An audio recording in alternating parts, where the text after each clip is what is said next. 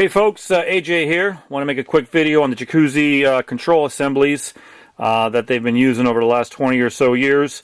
We're going to talk about all the different parts, how they're put together, so you guys can understand how to service them when something breaks on your jacuzzi tub.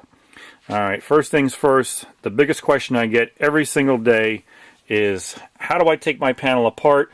Most importantly, how do I get these graphic rings off? So to get these graphic rings off, you got to know how they're put together. And I'll show you right now, nice and close in the camera. You can see on the panel here is a big notch up there, and on the opposite side here there's a smaller notch. Okay, that notch is to receive the tabs that are molded onto the graphic rings themselves. Alright, there's a big tab and a little tab, and the tabs just snap right into those little holes and gets held into place just like that. Okay, now knowing that the tabs are located on those parts of the graphic ring, you're going to want to pry on the opposite sides over here where the tabs are not. You want to probably get a small screwdriver, maybe a utility knife or a small eyeglass repair kit screwdriver.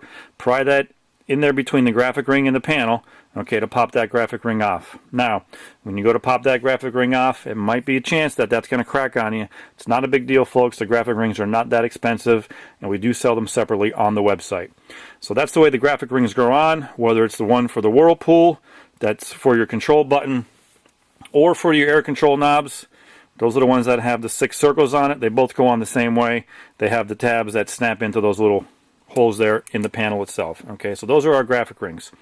Once you get the graphic rings off, you're going to see this section exposed on your panel, and you're going to see a series of screws, okay, that holds the panel down into place to the shell itself. Okay, and those are just small stainless steel screws. You can use a Phillips head screwdriver to take all these screws off. Okay, once you get all the screws out, you're going to need to take off the knobs.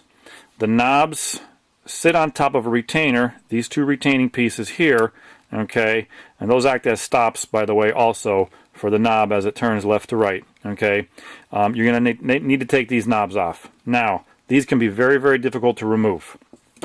Alright, underneath the knobs is a metal retaining clip down inside there, okay, and that metal retaining clip has a tendency of rusting, so it can rust on top of the shaft of the air control assembly. Okay, so what you want to do is get yourself a nice pair of pliers, get that knob, and just try to wiggle as little as possible and just try to pull it straight up and get it off that stem. Okay, hopefully you won't break or damage the stem on the air control assembly while doing so. Okay, but that's what you want to do, is get your pair of pliers and pull that straight up. Okay, that is the knob on the air control. Okay, now let's talk about the button and the button kit.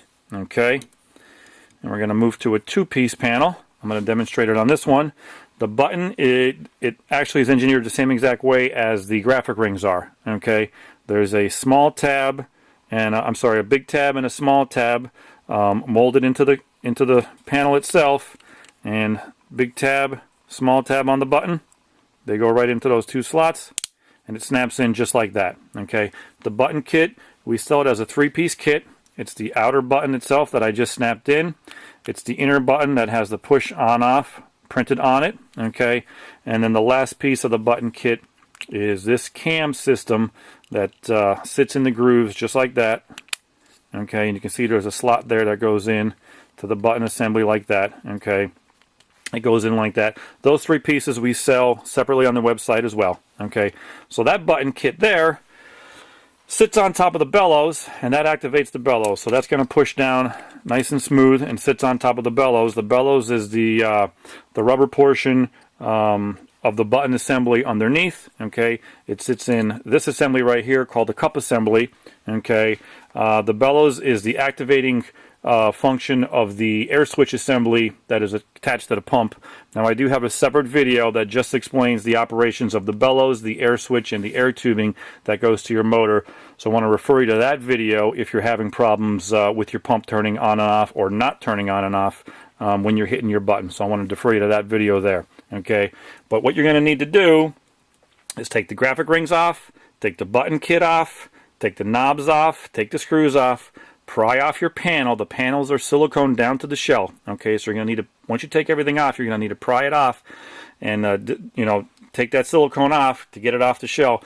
then you're going to have your cup assembly exposed like that, and you can remove your bellows. Okay, once you change your bellows, you want to silicone the panels back down into place. Okay, you don't want any water leaking down through these components, through the shell, down onto the wood of your house and causing any rot from drippage there. So you want to make sure you silicone these panels back into place.